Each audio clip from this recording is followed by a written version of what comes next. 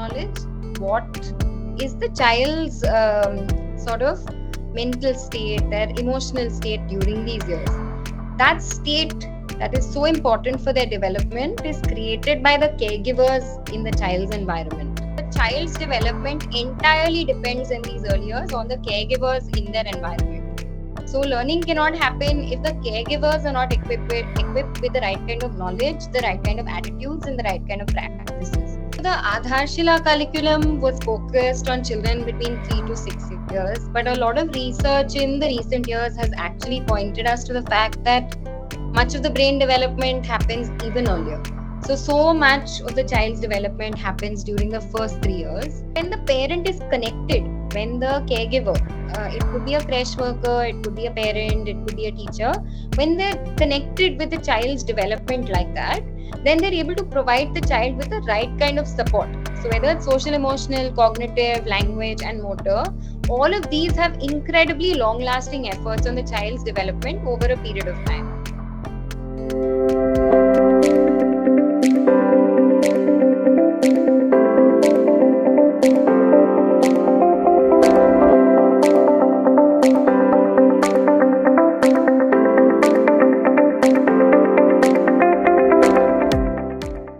The work that Rocket Learning does is we are a non-profit organization working in early childhood education, and our strong belief is that if a child is provided with the right kind of care, support, love, stimulation in the first 6 to 8 years of their life, that sets the foundation for the rest of their life. So we already know, like Nicely said, that nearly 85% of the brain's development happens in these years. But what does that 85% mean? Because we know that in this phase is when the foundations are laid. So all the neural connections, all the little understanding that the child develops in these early years lay the foundation for what they will do, how they will learn, how they will experience the world for the rest of their lives. So these years are very, very, very critical. But along with saying that, we must also acknowledge what is the child's sort of mental state, their emotional state during these years. That state that is so important for their development is created by the caregivers in the child's environment. So we have, I'm sure there are many folks on this call who have children of their own. So you must also be familiar that in these early years, how the child develops depends on the mother, depends on the father, depends on the kind of interactions that they have with all the caregivers in their lives. So for this session, I'll focus a little bit on enabling the caregivers a little bit. So how do we reach the children? How do we provide them with exactly what they need during these years? Through the caregiver. So, the focus of the early years in some sense, in the way that Rocket Learning approaches it, is to enable the caregiver to enable the child to meet their developmental milestones. So that's kind of like setting a little context to what we'll talk about. I come with, at this point of about 12 to 13 years working in education, not always in early childhood education. Prior to this, I've also worked with older children. I've been a teacher, like many of you. I hear many of you work in classrooms yourself. So I have always said, I think the most difficult profession to ever take up is to be a teacher. And it's difficult because there is so much responsibility and there's so many choices that you have to make on a daily basis. So, big congratulations, big thank you to all of you for doing the work that you do. I hope I'm able to provide some valuable inputs based on what we've done so far. So I'll talk a little bit first about the work that we do at Rocket Learning. And so as we can just go quickly through the initial slides, but what we realize is that most children in India don't have access to early childhood education. And what we realize also from ASAR data, from a lot of data that exists in the Indian context, is that many of our children can't even recognize a single letter or number. Uh, Despite this, we realize that they're enrolled in schools, they continue to go on till eighth grade. But what is happening in this process is that many of them actually are not able to keep up with what is being taught to them in the schools. So, if you don't have the foundations, if you can't recognize letters, if you can't recognize numbers, if you can't count, in as we proceed, the schooling system becomes practically useless for me, which is why we see that in later years, several of the children tend to drop out of schools. I see we can proceed.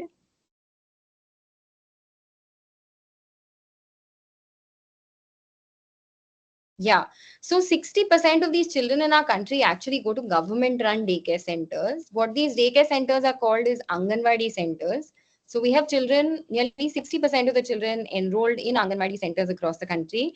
I'm not sure if everyone's aware of Anganwadis, but Anganwadis are basically daycare centers. So they're sort of centers that are set up for children in rural communities, in urban areas, where they get food, they get nutrition, they get some amount of play and care. Over the last few years after the NEP has come out, basically there's been a lot of emphasis on ensuring that everyone has access to high quality early childhood education. But now going from being a daycare center to being an educational center is a really big jump. Given all of you are teachers, I'm sure you understand how much work it is to actually look after children, right? To actually provide them with the right kind of education. So Rocket Learning's mission is to ensure that all the adults, all the daycare workers, the teachers, the caregivers that exist in a child's life have the agency to facilitate the child's early stimulation and learning.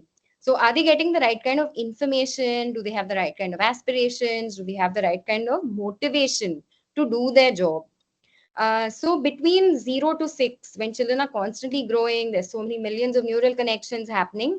We know that the caregiver's role is critically important. So Rocket Learning works in 10 states across the country. This has 9, but we've now entered our 10th state. We work with 10 states across the country where we work with nearly 2.5 million children in partnership with the state governments. So we can proceed. So what we do is three critical things. The first is we create tools for parents. So this is a digital medium. We reach out to them through WhatsApp, and through WhatsApp we provide them bite-sized, high-quality learning content. This means videos where we're explaining to parents what they should be doing with their children, how they should be doing it, what is really important for the child's growth during these years. So we give them the important information. The personalized nudges, which is if a parent does the activity, if they respond to the activities on their group, they get nudges. They also get support. So they're all in a group and they get to speak to each other and share aspects of their child's development. In a similar way, Anganwadi workers who have not received too much prior training on early childhood education are also provided with play-based learning content, social emotional learning tools, and professional development curriculum. So we ensure that Anganwadi workers, that is the teachers in the child life, as well as the parents, who are both very critical pillars in these early years, get the right kind of support and training in order to provide early childhood to the children. Early childhood education to the children. But none of this is possible if we don't start moving things at the policy level. So until the government is really invested, and the government really believes and sets aside budget, sets aside policy for making these things, implementable, large scale change can't happen. So that 60% of the children that I was talking about earlier, they will not be able to access high quality early childhood unless the government policies reflect the importance of this. So we make sure we're collecting a lot of data to measure the educational outcomes of children so that we can provide that feedback to the ministry to say that, see, there are a lot of learning gaps and we need to provide children with this form of education, and the impact of this education is very significant. So a result of this long-term work in policy, that is over the last 4 years, is the Navchetna and the Adharshila documents that we were talking about. So after many years of providing the government with significant inputs, we finally realized that the government is now deeply invested. So the Ministry of Women and Child Development is deeply invested in creating a curriculum that is standardized across the country so that all children across the country have access to high quality early childhood education. This is just a little bit about how the Rocket program works. So we send content, which is the small video activities that I was telling you about, worksheets, video activities, small things that the parents can watch on their WhatsApp groups. These activities are then conducted by their parents. Then they respond on the group with either a photo or a video or an image or a text message. And based on their response, they get encouragement. So they said, really good job. What you've done is very nice. Or maybe next time you can try something like this out. So they get immediate feedback and encouragement for the work that they're doing. So this cycle essentially enables them to become facilitators of early childhood education at home. Uh, this is kind of how the model for parents works. We can skip forward a little bit. It's one more slide. One more slide.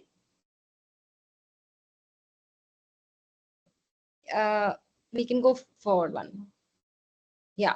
Similarly, how it works for the Anganwadi workers who are the daycare workers. One step behind. Sorry, Nicey, you're having to do this. Yeah, similarly, how it works for the Anganwadi workers who are the educators in the Anganwadis is that we provide capability building. That is, they receive online as well as in-person training for what they should be doing, how they should be doing it in the Anganwadi context. And the content that we send out to them on the WhatsApp groups is once again bite-sized videos. So the Anganwadi workers also come from the communities. They don't have very high-end phones. So how do we give them the right kind of training without overwhelming them?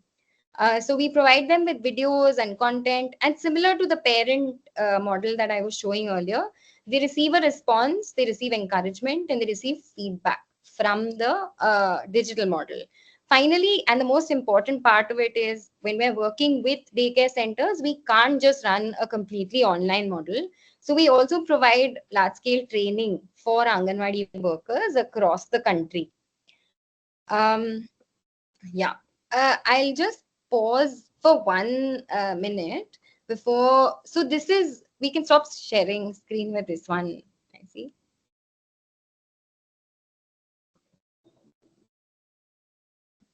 Yeah. So given what I've just shared, I think I'll just explain a little bit further that, like I was saying earlier, right, the child's development entirely depends in these early years on the caregivers in their environment. So learning cannot happen if the caregivers are not equipped with the right kind of knowledge, the right kind of attitudes, and the right kind of practices. So in all of the communication that goes out, whether it's to mothers, whether it's to fathers, whether it's to grandparents, whether it's to Anganwadi workers, we ensure that they are learning thoroughly about the important practices for early childhood education. What this does is that it creates an environment where from every direction the child is getting the right kind of support to enable their learning and growth. So, as a result of a lot of the work that we have been doing as a part of the organization, we've also been part of the committee that created the Adharshila National Curriculum. So this is a monumental document because before this, we didn't have anything of this sort in the country. We didn't have a national early childhood education curriculum. Like Nicey was saying earlier, we had the national education policy which started speaking about early childhood education. We had the national curriculum framework which laid the foundations for what early childhood can and should look like. But the need of the hour was a curriculum. So we can proceed.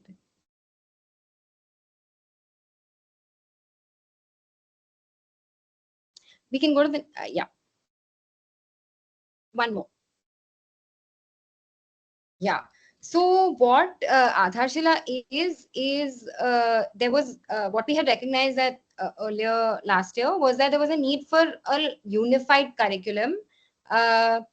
What is dominant across the country is that every state tends to have its own interpretation of what an ECCE curriculum should look like. So there are differences in what content, activities, goals, etc., are being aspired for based on different states.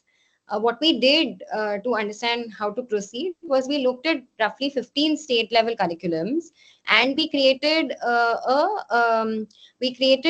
a map which showcased to us what was the difference between state curriculums across the country.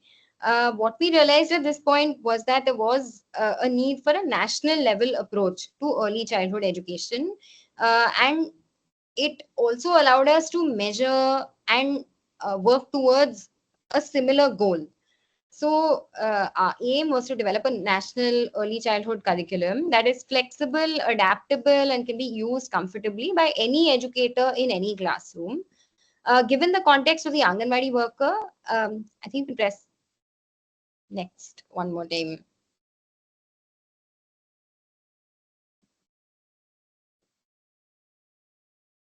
Yeah. So,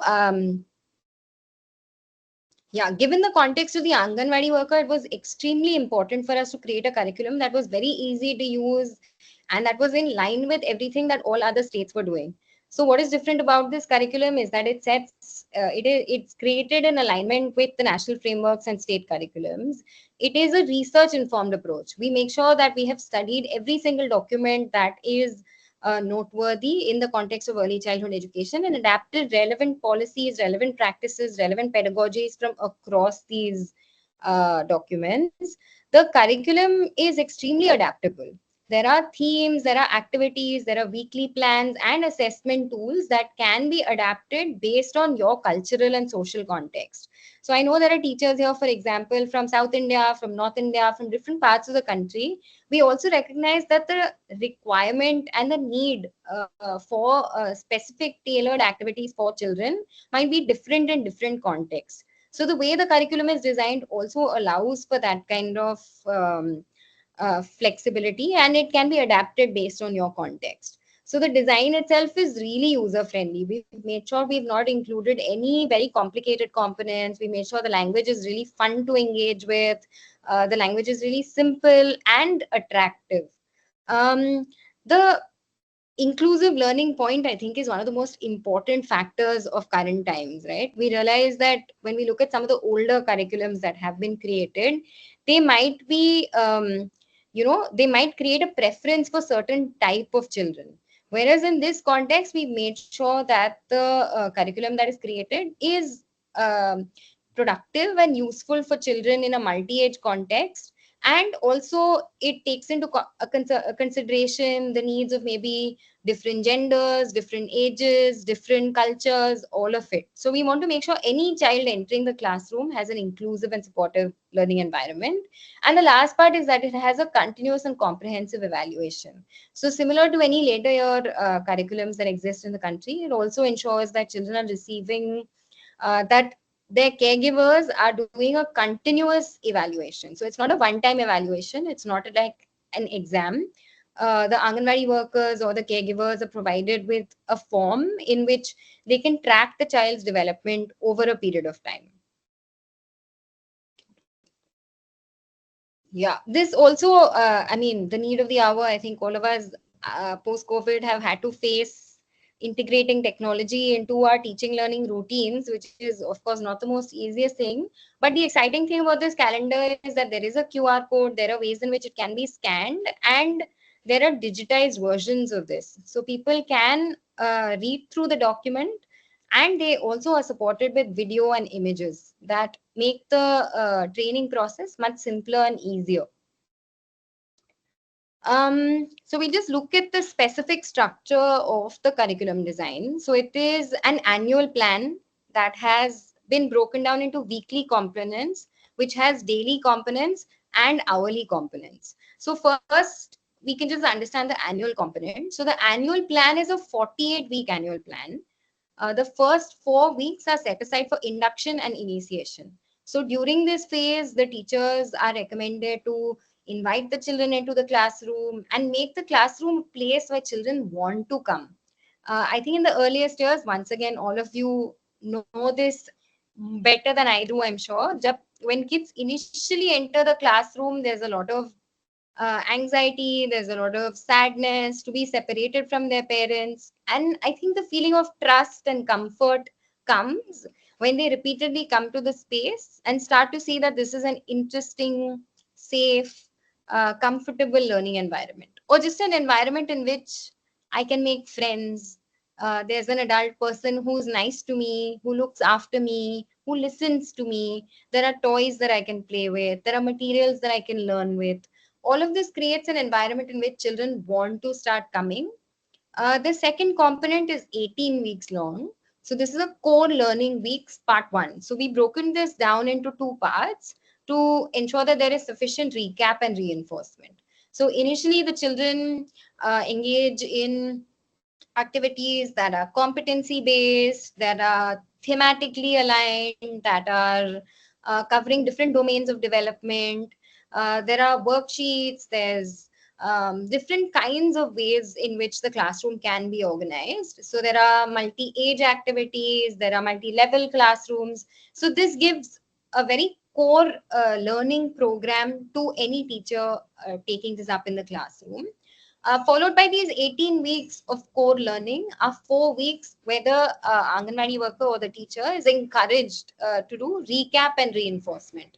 So they're encouraged to not just teach and let it go, but also to spend some time bringing back those concepts, revising them, recapping them for the children, and reinforcing them. Similarly, there's a second core learning of 18 weeks, followed by a 4 weeks of recap and reinforcement. So this was the annual 48-week plan. We can now look at the next level. Yeah, which is the 6-day weekly plan. So the weekly plan has days 1 to 5, where the child right, of course Sundays are off, but in the sort of context that this curriculum is created in, it is recommended that children come to the learning center for at least 6 whole days, so from Monday to Saturday. So days 1 to 5 is learning, practicing new skills and competencies, and the day 6, similar to what we saw earlier, is for reinforcement.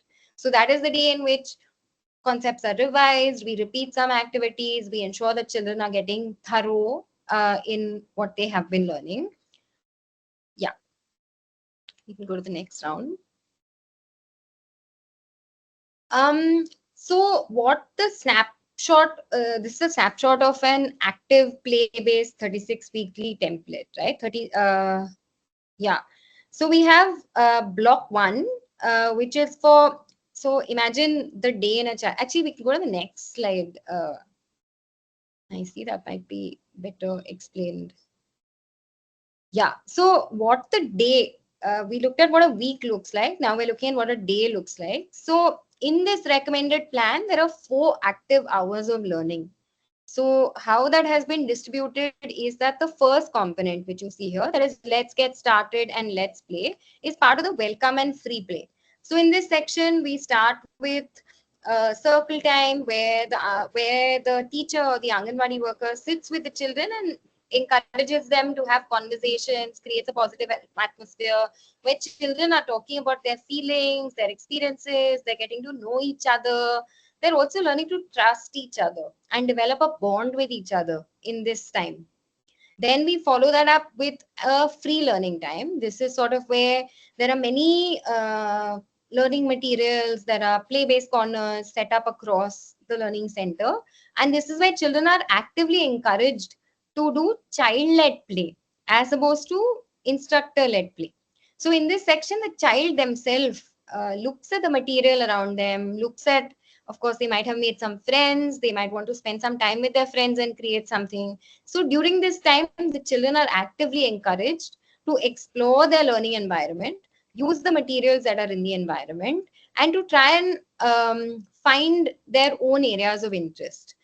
And during this period, of course, teaching learning materials are important throughout the early childhood phase, but especially during this period, the kind of materials that are available play a significant role in the kind of play that the child gets engaged in.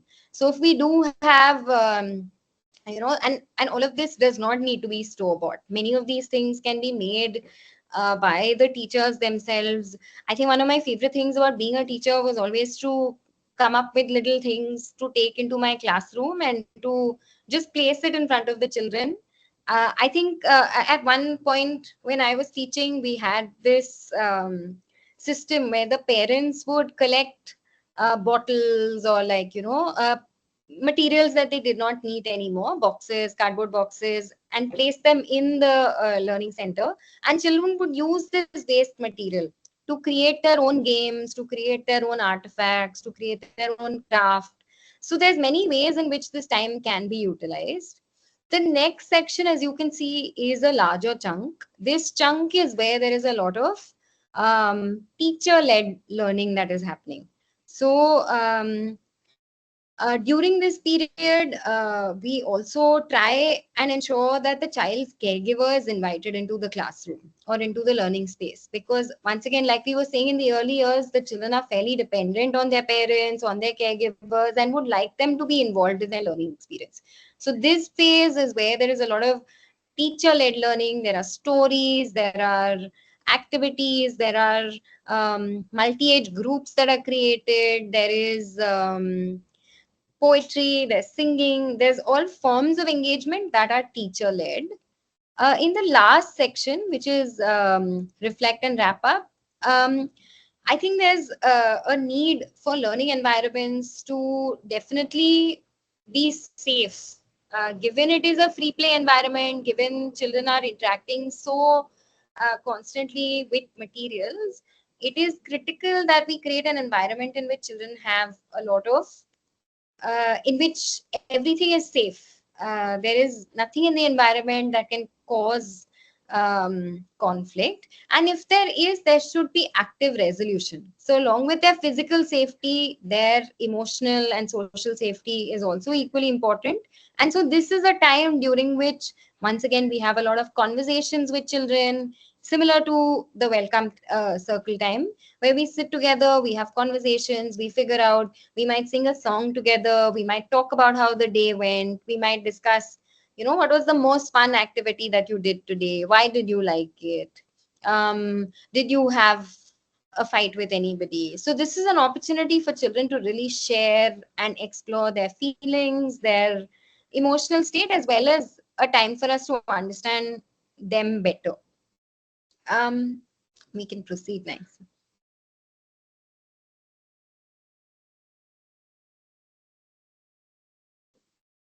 Yeah.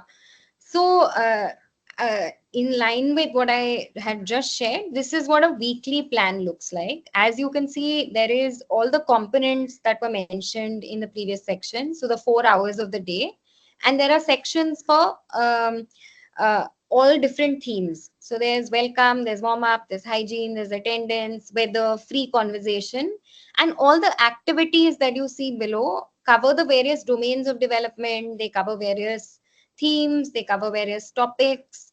At the bottom of the page, where you see home learning activities, it also makes a recommendation for what should be communicated to the parents during that week. So let's say the theme of the week in the Anganwadi or at the learning center is animals, and the entire subject area, the skills that we're working on is, let's say, shapes. Let's say that's the topic of the week. There's also a section at the bottom of the page which recommends what to tell the parents. Now, this is something that you as a parent can do with your own children at home once they return from the Anganwadi center or from the for many of you from the classroom or the preschool. Go to the next slide. Yeah. Uh, this is just, maybe we can take a minute or two for you to read through this. I think just looking at it as a sample might also give you an idea of what kind of activities there are.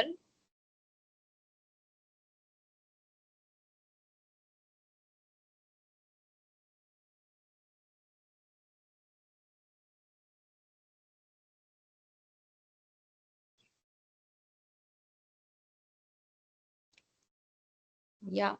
Although there is time aside, set aside, right? Although we have 2 weeks every, we have a few weeks every 18 weeks. We have the 4 week chunk for remediation and repetition, and one day every week is set aside. Another important aspect to think of when you create a curriculum is to ensure that there is spiraling. Are the skills that are being taught to the children repeated often enough for them to become familiar with it, to become masters at it? We don't just want to provide them with exposure to many things, we also want to give them the opportunity to develop mastery on certain skills. So if in week 1, for example, I start off the skill of sorting, um, it is also really critical that at week 4 we come back to this activity to make sure that children have sufficient practice at sufficient interval, so that that skill is becoming solidified in their learning journey. We can move to the next slide.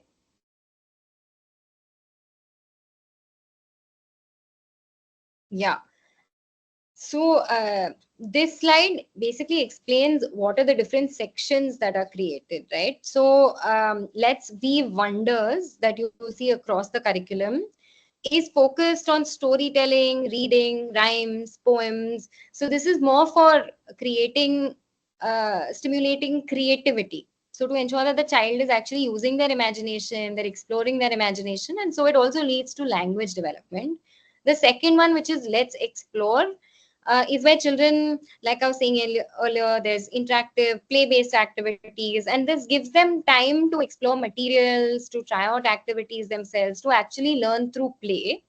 Let's Hear and Talk is designed to strengthen language development. Here, there is a lot of conversation that is supported. Let's Create is when children are given opportunities to express their creativity through arts, crafts. This also fosters a lot of individuality and a lot of imagination. And the last part, Let's Appreciate.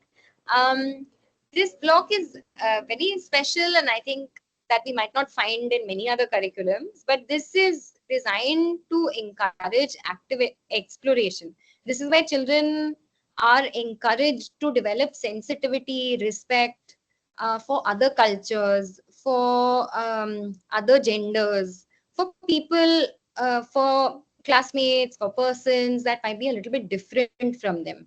So in this way, if they start to recognize, there are dogs in my community, there are cats in my community, I saw a squirrel the other day. How do you be respectful towards that environment? Are there people in your classroom that might be coming from different contexts? How do you respect them, treat them with care, treat them with love, and to value those differences? So this forms roughly all of the components of the Adharshila curriculum. Um, I think we can pause here. There is, of course, a lot more detail that we can go into, but I think this section should cover enough. I can also very briefly talk about Navchetna maybe, and I'll take not more than 5 minutes, hopefully, to do that. So the Adharshila curriculum was focused on children between 3 to 6 years, but a lot of research in the recent years has actually pointed us to the fact that much of the brain development happens even earlier. So much of the child's development happens during the first 3 years. Um, Actually, we can skip forward to chapter 2, maybe. Yeah, yeah. So in the earliest years, much of the child's development happens. And what we know is that if the child is provided with the right kind of care during these years, then it sets them up for success even during the period of 3 to 6 years. So similar to the 3 to 6 years period, what we focus on during these years is their motor development, their cognitive development, and their language development.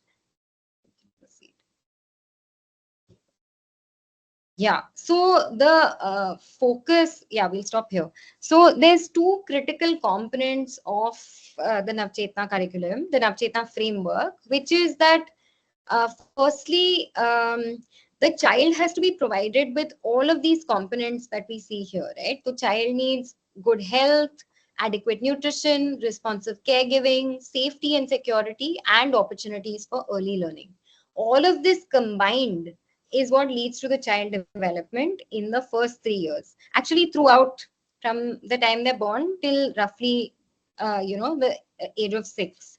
So what this curriculum in particular focuses on is this red section, which is the opportunities for early learning, as well as the blue section, which is responsive caregiving. We can go to the next slide. Yeah.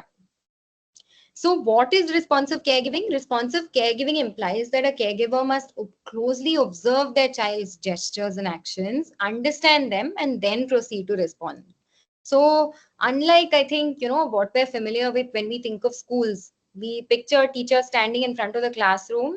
She is speaking to the children, and the children are taking notes or they're writing something. Actually, what responsive caregiving is saying that we must take the lead of the child. So we must observe the child, understand their needs, understand their requirements, and respond accordingly.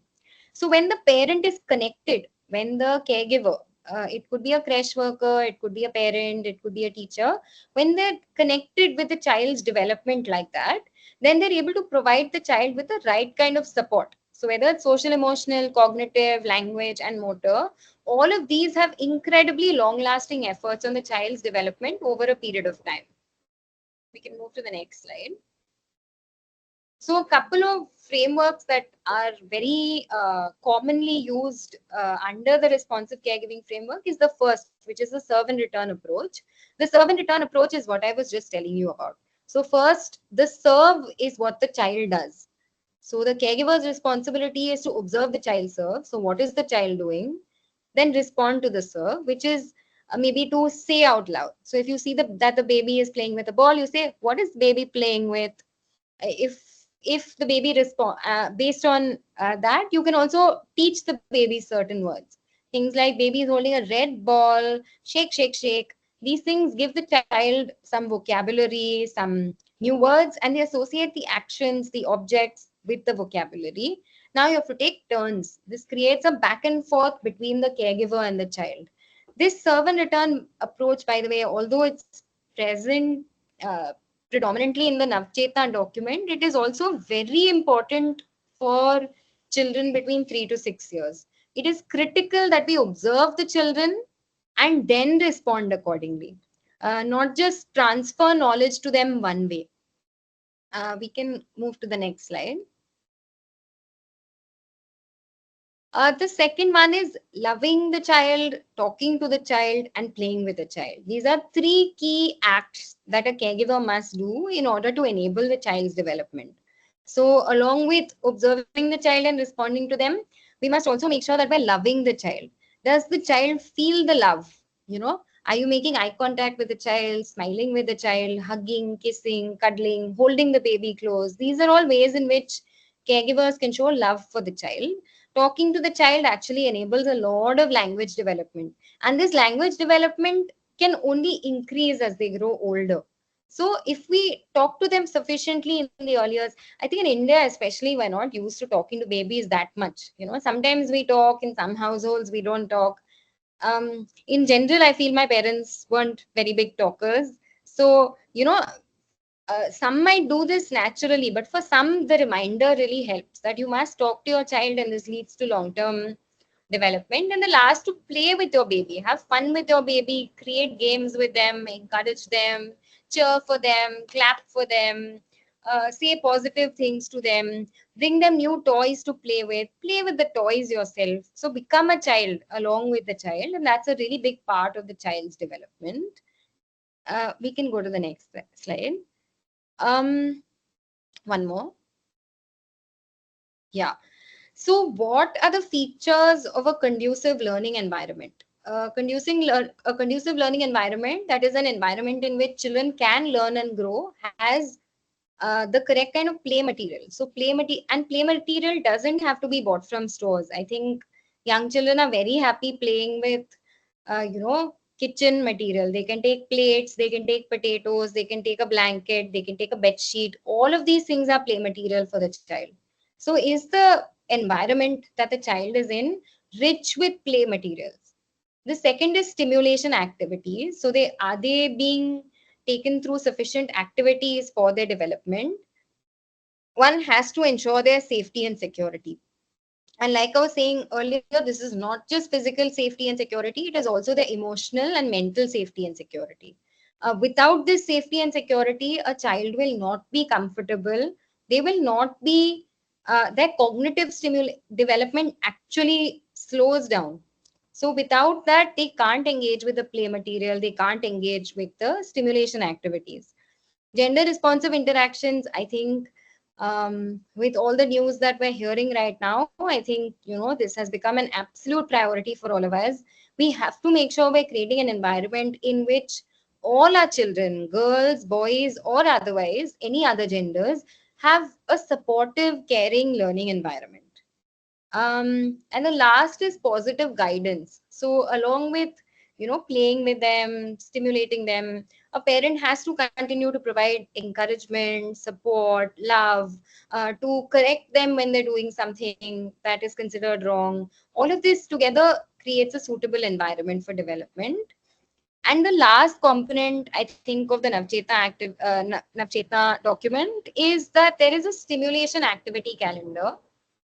This is a 36-month activity calendar. So for each month of the child's life, there is a page, and each page has 4 activities. So as you can see on the screen, um, let's say the child is 34 months old, the activities recommended at this age are in line with the milestones that the child is expected to reach at this age.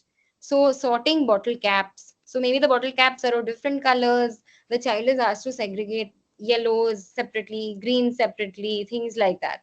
Um, Look, I can drive is where the child pretends to be driving a car. So the parent and the child together pretend and they have a lot of fun together. So these are some sample activities. Similar to Adharshila, these are also distributed across various domains and they're all age specific based on the child's learning needs at that point in time. We can progress. Yeah, I think the inclusion part once again becomes really important, right? And I think I will just very briefly talk about this, but we don't need to go into the slides. But there are developmental domains that have been established by scientists over the years for what children should be able to do at certain ages or stages of their development. So the activities that have been shared are based on these milestones, and the other bit of it is that there might be several children who cannot reach these milestones at the right time. So there are assessments created that the caregiver can regularly check, is my child able to do this? Is my child able to do that? And then think through the system of either, providing them with additional support or providing them with very, depending on the child's whether they have developmental delays or in case they have any disabilities, what kind of specific support do they require can be identified based on that assessment.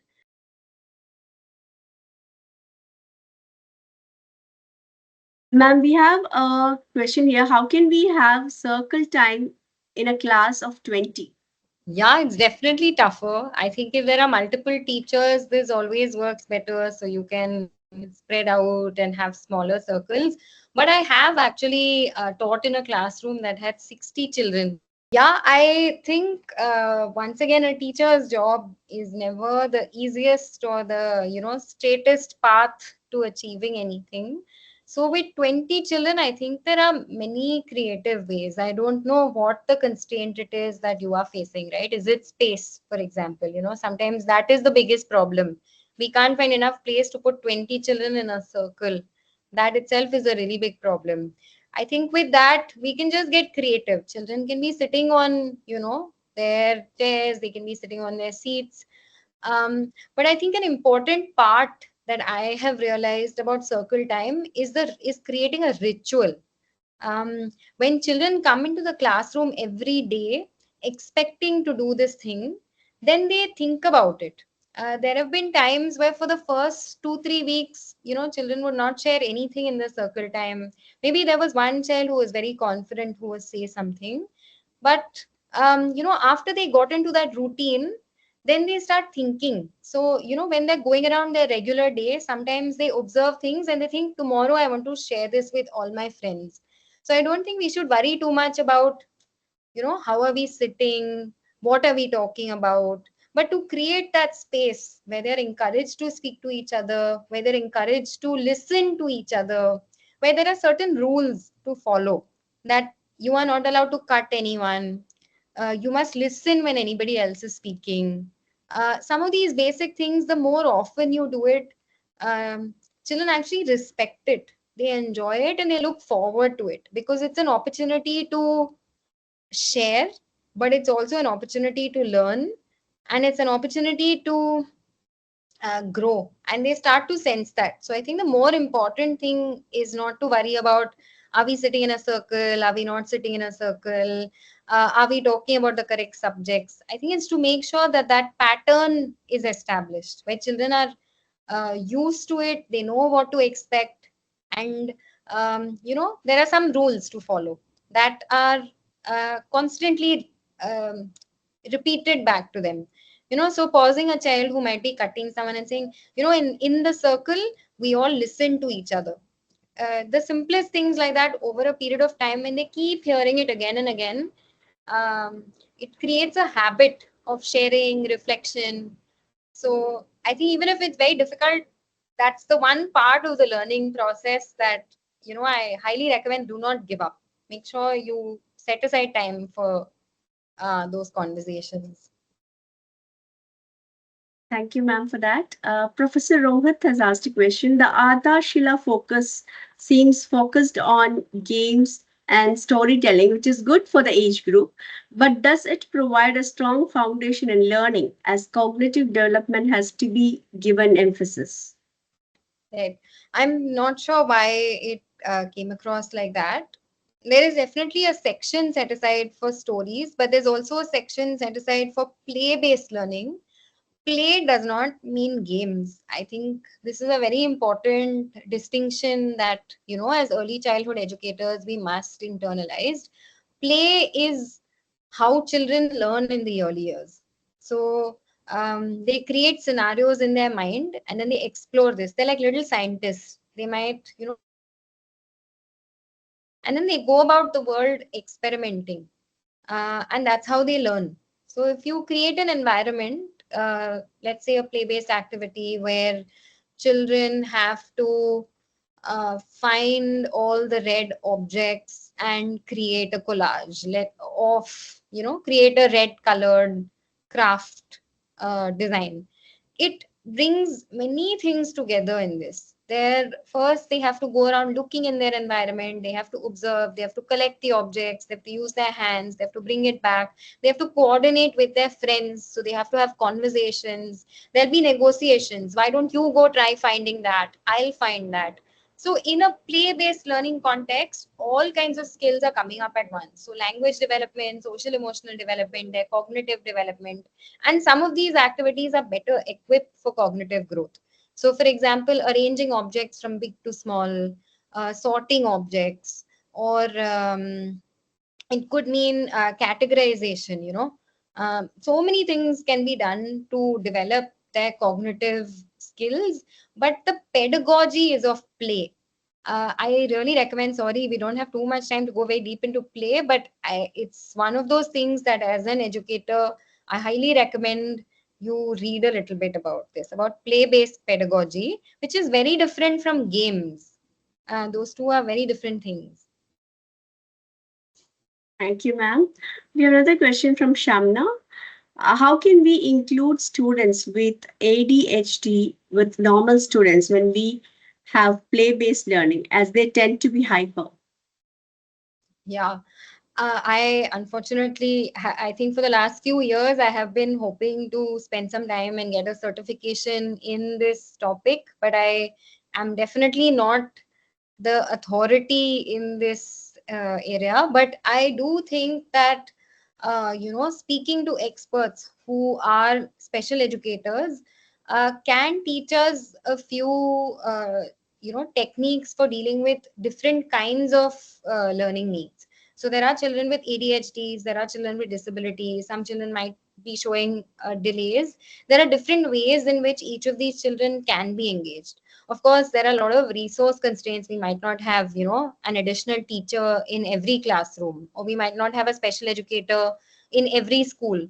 But there are methods to support these children. But I will refrain from giving very specific recommendations right now.